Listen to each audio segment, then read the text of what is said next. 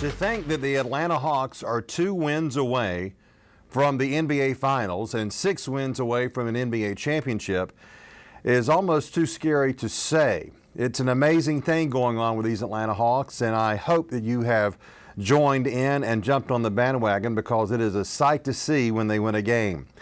Games 2 and 3 were not too fun, of course, when Milwaukee won for different reasons. They blew the Hawks out on Friday night and then came back, and the Hawks, of course, were looking like they were going to win Game 3, and then Trae Young got hurt. But on Tuesday night, the Atlanta Hawks blew out the Bucks. Well, okay, it was a 20-point win, so we can say that. But everybody else is talking about the fact that Giannis, the Greek Freak, got hurt for Milwaukee. But I will instead talk about the fact that without Trae Young, without their star player, the Atlanta Hawks went out and beat the Milwaukee Bucks.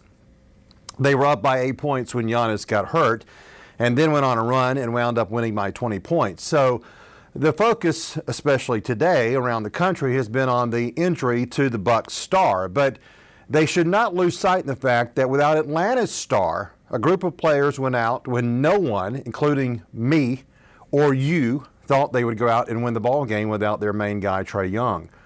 But they did. They had an unbelievable performance from Bogdanovic. They had Kevin Huerter.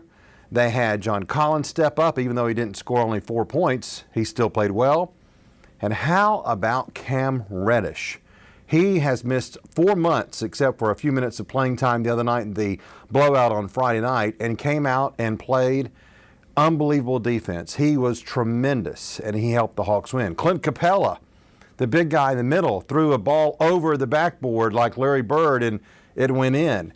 Everything went right for the Hawks on Tuesday night, and now they are tied, and now we basically have a best-of-3 series with Milwaukee. Now, we do not know, as of this taping, what's going to happen in the series with Trae Young or Giannis. Will either be able to play, and if they do play, how well can they play? What percentage can they be at? Is Giannis going to be at 75% or Trae Young at 75%? And of course, both teams would probably take their star players at 75% compared to not having them at all. But since Trae did not play on Tuesday night, it's obvious that he's got a serious injury, and we'll be shocked if he plays on Thursday.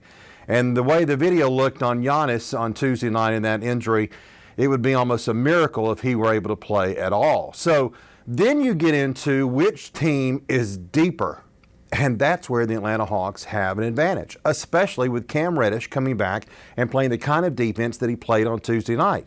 Now, his shot has always been a little bit of a question mark, and it's probably even rustier now that he's been out for 4 months. But the defense he played, particularly on Chris Middleton, who went off, of course, the other night on Atlanta, well, that could be a big part of this series. And you look at the players the Hawks have and the ability for them to go off offensively, and the Hawks may have an advantage. If Giannis is out for Milwaukee and if Trae Young is out for Atlanta, those two stars almost negate each other. And then you look at which team has the deepest roster.